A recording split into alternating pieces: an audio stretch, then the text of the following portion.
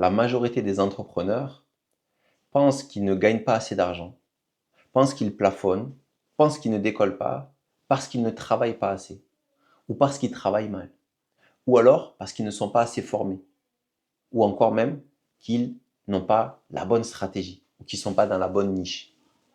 Et ces causes ont en effet des conséquences. Mais selon moi, ce n'est pas la cause principale, ce n'est pas la cause profonde du pourquoi ils ne décollent pas, pourquoi ils plafonnent financièrement.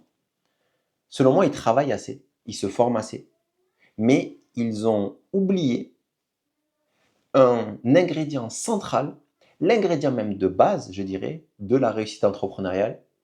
Et cela, c'est quoi? C'est que ces entrepreneurs ne comprennent pas comment ils créent de la valeur. Ils ne comprennent pas leur manière unique de créer de la valeur. Pourtant, la réalité d'une entreprise, pourquoi une entreprise est là? C'est pour créer de la valeur à des clients. Si une entreprise ne crée pas de la valeur, elle va s'éteindre dans un marché. Et sa durabilité dans le temps, c'est sa capacité à à créer de la valeur et à améliorer constamment cette valeur apportée, cette valeur ajoutée. Et toute entreprise, tout entrepreneur qui ne comprend pas sa manière unique de créer de la valeur est voué à faire quoi? Est voué à devenir remplaçable et interchangeable parce qu'il sera une copie de d'autres entrepreneurs parce qu'il aura les mêmes compétences mais il n'aura rien d'unique à apporter comme solution. Et donc, il sera voué à disparaître. Si vous êtes entrepreneur, si vous songez à l'entrepreneuriat ou si vous êtes juste curieux, on va justement traiter ces points-là aujourd'hui. Et c'est un sujet qui me tient particulièrement à cœur parce que moi, justement, j'aime voir les entrepreneurs décoller, j'aime voir les entrepreneurs, justement, générer suffisamment de revenus pour se payer, pour dynamiser l'économie, pour s'offrir une vie qui leur correspond d'un point de vue confort matériel, d'un point de vue où est-ce qu'ils peuvent vivre, etc. Mais que malheureusement, ce point central, cet ingrédient de base est souvent, très souvent, oublié par les entreprises. Parce que moi, je le vois. Ça fait 3 ans que je suis dans l'entrepreneuriat et j'ai côtoyé des centaines, littéralement, d'entrepreneurs et j'en accompagne régulièrement. Et je vois et je sais très bien le processus qui les mène à plafonner à partir de ce problème de base. Comme j'ai dit, souvent, ils travaillent assez, les entrepreneurs. Qu'est-ce qu'ils font? Ils se forment, ils appliquent, ils, euh, ils copient des méthodes qu'ils ont vues qui fonctionnaient à droite et à gauche. Mais malheureusement, qu'est-ce qui se passe? Ça ne décolle toujours pas. Alors qu'est-ce qu'ils font? Ils vont peut-être changer de niche, ou alors changer un petit peu leur offre, ou alors ils vont peut-être changer de persona, à qui ils s'adressent. Mais là, toujours, ils plafonnent, ils ne décollent pas. Pourquoi en fait? Moi, selon moi, le point central, c'est qu'ils construisent ou ils ont construit leur activité à l'envers. Et si vous avez pour ambition d'entreprendre, écoutez cela avec attention. Comment on construit une entreprise à l'envers? Eh bien, comment on construit une entreprise à l'envers? Comment on construit une entreprise qui va plafonner? Qu'on sait qui va nécessairement plafonner si je la développe, je la construis dans cet axe. Première question, il se demande, qu'est-ce qui vend? C'est où qu'il y a de la plata à faire? C'est où qu'il y a des drahams, des euros, des livres sterling à faire? Quel marché, quel service, quelle activité, quel métier est demandé sur le marché? Donc, ils partent de l'extérieur. Ils regardent à l'extérieur, voilà, où est-ce qu'il y a de l'argent à faire? Déjà, première question problématique, puisqu'ils considèrent, ou peut-être on considère, puisque personnellement j'étais dedans, qu'il y a certains domaines qui payent, d'autres qui ne payent pas. Alors peut-être que si vous dites, ok, je vais être professeur dans l'éducation nationale, là oui, vous pouvez être sûr que votre niveau financier va être limité. Maintenant, déjà, ça ne vous empêche pas de développer des activités à côté, mais je parle d'un point de vue sur le métier actuel. Mais sur beaucoup d'autres métiers, il y a des possibilités qui sont assez énormes, et notamment dans l'entrepreneuriat. Votre capacité à générer des revenus n'est pas dépendante du secteur. Très souvent. Très souvent. Donc, première question, ils regardent ce qui se vend.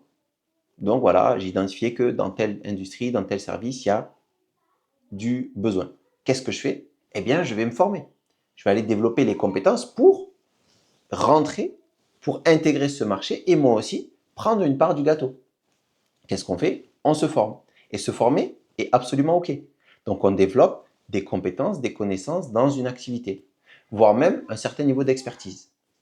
La problématique, c'est que quand je développe des compétences, il y a des centaines, voire des milliers de gens qui font la même chose. Là, actuellement, il y a des milliers de personnes qui se forment sur Claude, sur Gemini, sur de l'IA.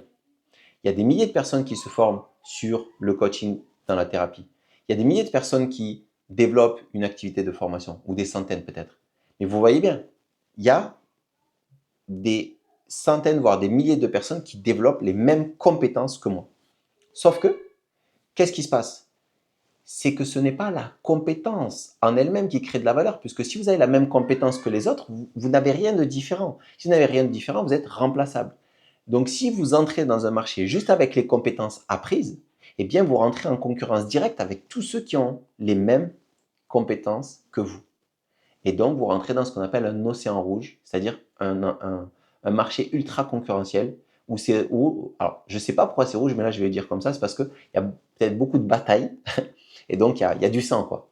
Alors que l'océan bleu, c'est un océan où il y a beaucoup plus d'espace, parce que je peux naviguer, on ne se marche pas les uns sur les autres. Donc, si je développe une compétence, je ne vais pas forcément me démarquer. Pourquoi? Parce que ce n'est pas une compétence en elle-même qui crée de la valeur ou qui crée une valeur exceptionnelle. C'est l'œil unique, mon regard unique, ma manière unique de comprendre qui va, elle, créer de la valeur. Je dirais que la valeur exceptionnelle, elle provient d'une compétence qui est traversée par une singularité de vision, d'interprétation du monde. Et je vais vous donner un exemple tout simple. Si je prends le cas de deux chefs, de deux personnes qui se sont formées à la cuisine, d'accord? Ces deux chefs, ils ont fait le même CAP ou la même école hôtelière, etc. Voilà. Ils ont fait exactement la même. Ils ont eu les mêmes professeurs. Ils ont fait la même année. Ils ont utilisé les mêmes outils, les mêmes ustensiles. Et ces deux personnes, elles sortent de là. Et au bout de quelques années, vous en avez un qui devient un chef étoilé et un qui est un second dans un restaurant plutôt médiocre. La compétence de départ est absolument la même. Peut-être que les deux font le même plat. Je ne sais pas moi, une purée accompagnée d'asperges et d'un magret de canard sur un coulis de miel. Que sais-je? Ils ont le même plat, ils font le même plat. Qu'est-ce qui distingue le fait qu'il y en a un qui soit étoilé et l'autre ne soit pas étoilé? C'est peut-être les ingrédients, mais les ingrédients, peut-être qu'ils peuvent les acheter au même endroit. C'est pas les ustensiles. Non, qu'est-ce qui fait? C'est leur manière de goûter. C'est leur manière d'assaisonner. C'est leur manière de voir, de penser le plat qui va rendre ce plat comme un plat étoilé, comme un plat exceptionnel, comme un plat qui fait vivre une expérience culinaire à part entière aux personnes, versus un plat qu'on peut retrouver à peu près partout. Un steak frites classique, un magret classique, mais rien d'exceptionnel. Pourtant, les asperges, la purée, c'est des produits de la terre. Le magret, c'est un produit de la terre, c'est-à-dire c'est un animal. Tout, le coulis, c'est du miel. Tout est issu, voilà. Tout est trouvable. Mais qu'est-ce qui le distingue? C'est l'œil du maître, l'œil de celui justement qui a développé sa manière unique de voir et qui l'a amené au bout d'un projet puisqu'il a développé sa manière unique de voir la cuisine, de faire vivre la cuisine et donc de créer une expérience exceptionnelle qui fait que les gens recommandent ce restaurant et ne vont pas forcément recommander l'autre alors qu'ils ont développé les mêmes compétences au départ. On va aller plus loin. Un médecin, deux médecins, exactement le même diplôme. Ils ont fait les mêmes cours, ils ont eu la même note. Il y en a même un qui a été devant l'autre. Allez, on va aller plus loin, c'est-à-dire il y en a un qui a fini dans les, je sais pas, dans les 50 premiers et l'autre il a fini 200e, etc. Sauf que, il s'avère qu'au bout, là aussi, de 10-15 ans, disons les deux sont des spécialistes, je sais pas, de l'œil ou chirurgiens, peu importe. Et en fait, il y en a un, quand vous demandez aux personnes qui allez voir, ils vous recommandent toujours ce médecin. Alors que l'autre, on y va parce que c'est le plus proche, parce que c'est le plus pratique. Mais il n'y a personne vraiment qui fait appel à lui. Et celui d'ailleurs à qui on fait appel, il devient tellement bon qu'il commence à pouvoir développer un choix de qui il va prendre. parce qu'il a trop de demandes. Et ça, c'est quoi qu'il a distingué, là aussi, c'est que peut-être lui, quand il va voir le client, il va voir quelque chose chez le client, je sais pas, chez le client. Ça me fait, ça me fait penser au sketch des inconnus, pour ceux qui n'ont pas la ref, allez voir le sketch des inconnus sur l'hôpital. Je fais une petite pause, ça m'a fait rire. Moi-même, j'ai fait le lapsus. Donc, il a ses patients. Il peut choisir ses patients. Pourquoi? Parce qu'il a, un panel de choix. Voire même, il peut choisir l'endroit où il va travailler. Parce qu'il va être demandé partout. Pourquoi? Parce que lui, il est vraiment un spécialiste du domaine. Donc, il va pouvoir peut-être aller s'expatrier à l'étranger et choisir sa patientèle. Ce qui est assez fou, quand vous pensez que les deux ont fait la même école. Je sais pas, ils ont fait l'école de médecine de Toulouse, de Montpellier, que sais-je. Ils étaient potes, etc. Mais il y en a un qui a fini en Champions League et l'autre qui est en CFA. Alors que la compétence de départ développée est exactement la même. Il y en a même un qui a eu des meilleures notes à développer cette compétence. Donc vous voyez bien que la valeur créée ne dépend pas de est-ce que ce métier paye ou pas. Parce que là, j'ai parlé d'un chirurgien, mais vous voyez bien, les chirurgiens, ils sont tous bien payés. Sauf qu'il y en a qui prennent des sommes astronomiques et certains qui prennent des sommes très correctes pour des chirurgiens. Mais si on descend à un niveau des informaticiens, ben, il y en a qui sont des informaticiens qui font un boulot de base, qui sortent de la même école. De la même école, ils ont exactement la même compétence. Mais il y en a un qui va finir où il choisit ses missions, il choisit ses clients parce qu'il a développé une manière. Et d'ailleurs, il n'a pas développé une manière. Et ça, d'ailleurs, c'est un point central, c'est que une compétence s'apprend, mais une manière unique de voir le monde se découvre. Parce que cette manière unique de voir le monde, elle est déjà là, elle est déjà présente. Ce trésor, il est déjà présent en vous. Sauf que si vous n'en avez pas pris conscience, si vous n'avez pas pris le temps de saisir votre manière de faire, ou de vous faire aider à le comprendre, mais si vous n'avez pas découvert cela, vous n'avez pas découvert votre plus grande valeur ajoutée. Parce que votre plus grande valeur ajoutée, ce n'est pas votre compétence, ce n'est pas votre diplôme, c'est votre manière unique de faire. Et quand vous le combinez, là, à une compétence, à un métier, etc., c'est là que ça donne une possibilité de devenir quoi? Une référence. Une personne qui va être ultra recommandée par ses clients. Et on sait que la recommandation, c'est le meilleur vecteur de capitalisation et aussi de, comment on pourrait dire, qu'une personne passe à l'action avec vous, c'est-à-dire un client potentiel, parce qu'il a été recommandé par une autre personne, etc. Et c'est un effet cumulé, puisque plus vous avancez dans le temps, plus vous développez de la valeur. Plus vous développez de la valeur, plus vos clients sont contents. Plus vos clients sont contents, plus vous recommandent. Plus vous recommandez, plus vous choisissez vos clients. Plus vous choisissez vos prix. Et plus vous générez des revenus. Et le plafonnement, n'existe plus.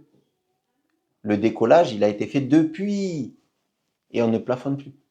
Et vous voyez bien que le point de départ, il est viscéralement totalement différent. On part de comment je crée de la valeur et comment je peux créer une activité et une offre autour et comment je vais m'adapter au marché. Il y en a un où je pars de l'extérieur et je regarde comment je peux m'adapter à cet extérieur. Mais déjà, si je ne me connais pas bien, hein, je vais forcément tâtonner, donc je vais changer de secteur. Si vous saviez le nombre de personnes que moi j'ai vu, soit en appel ou que j'ai accompagné, mais qui ont plein de fois changé de métier, qui ne savaient pas, qui ont payé des formations des milliers d'euros, peut-être que vous êtes dans ce cas-là, vous avez payé une formation des milliers d'euros. Et d'ailleurs, c'est très compliqué de faire demi-tour quand c'est le biais d'engagement. Je me suis engagé dans une entreprise, dans une activité, dans un métier. J'ai passé du temps, de l'énergie. J'ai beaucoup de mal à faire le deuil, de me dire non, mais finalement, c'est pas là-bas que je vais péter. C'est pas là-bas que je vais décoller, que je vais réellement pouvoir générer ces revenus qui me font envie. Parce que je me suis trompé de voie. Ça demande un vrai courage, une vraie sincérité envers soi de le faire. Donc je sais que c'est pas facile et que si vous vous trouvez dans cette situation, c'est pas facile. Mais c'est un choix après que l'on fait.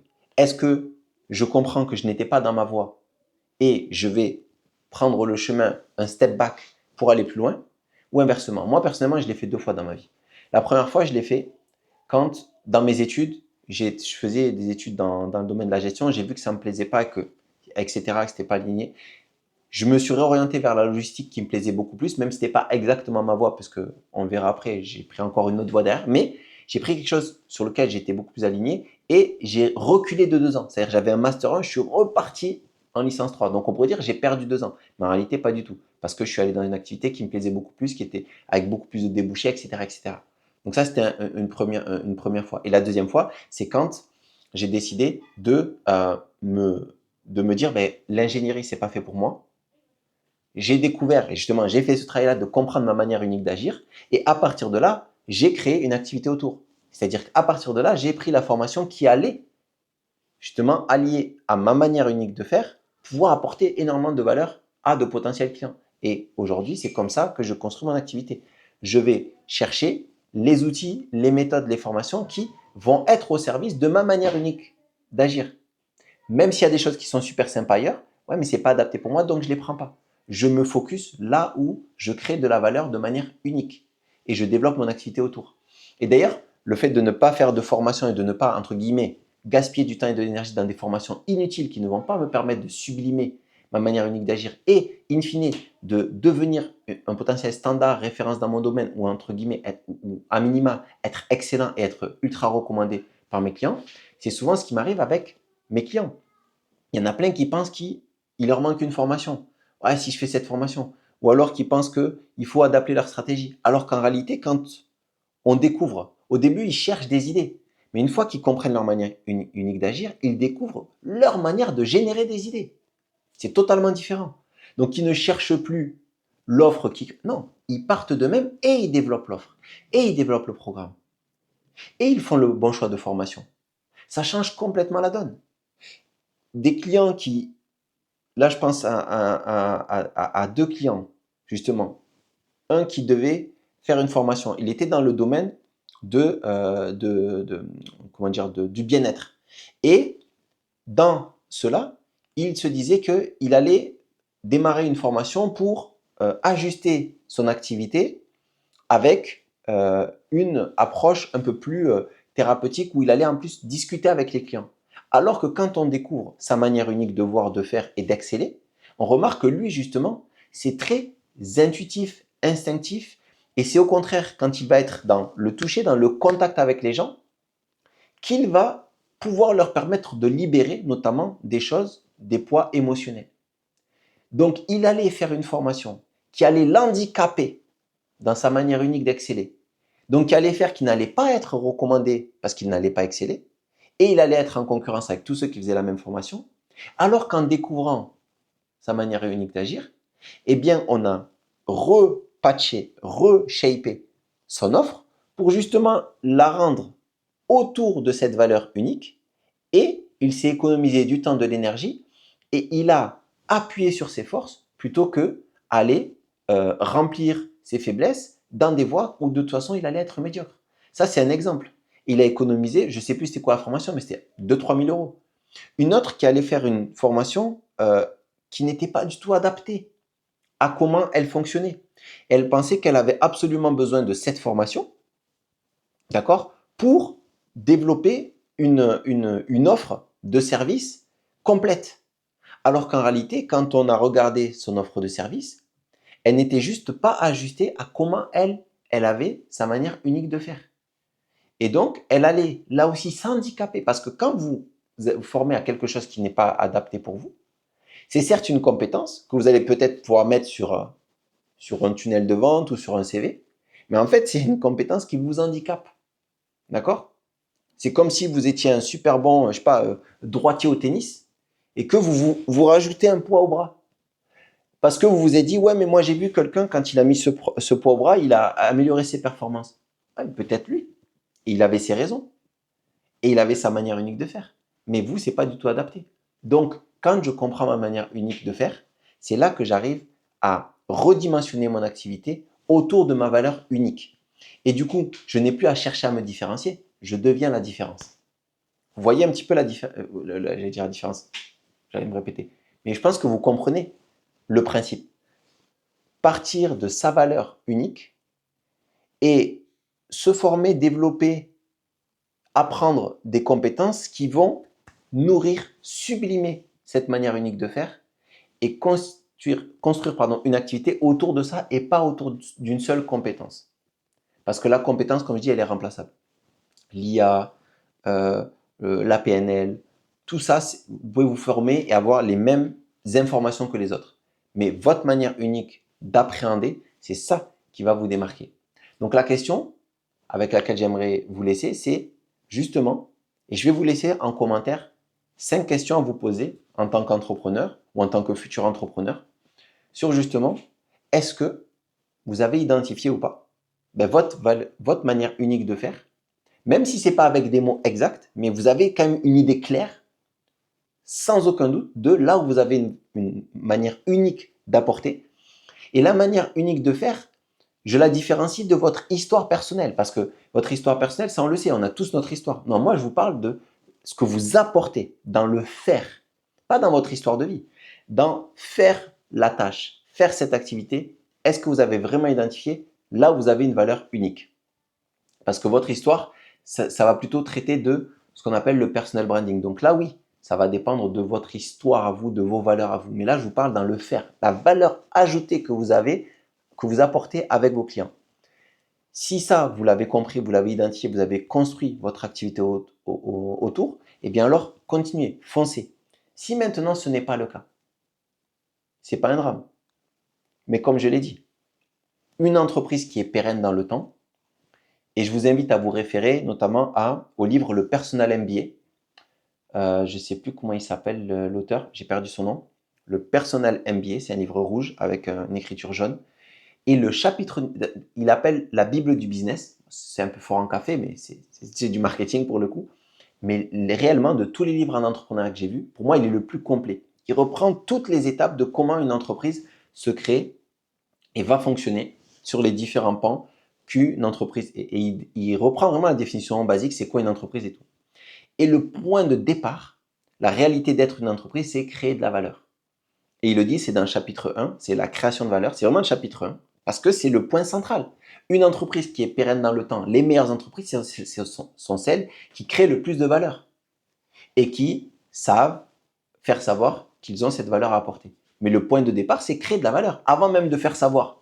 Si vous vous faites savoir, mais que vous ne savez pas ce que vous créez, ça n'a aucun sens. Le point de départ, c'est de comprendre la valeur unique que vous créez et la faire savoir. Et donc, développer vos programmes, votre communication, etc. autour de ça. Donc, le point de départ, c'est bien ça. Est-ce que vous l'avez identifié ou pas? Si vous l'avez identifié, ce n'est pas un drame, mais vous avez le choix. Est-ce que je continue sur cette voie, qui est une voie où je vais être remplaçable, interchangeable, et en fait, je vais devoir mettre énormément d'efforts à construire peu de valeur et donc potentiellement à m'épuiser et à disparaître? Ou alors prendre l'autre voie, la voie selon moi de la réussite, qui est la voie de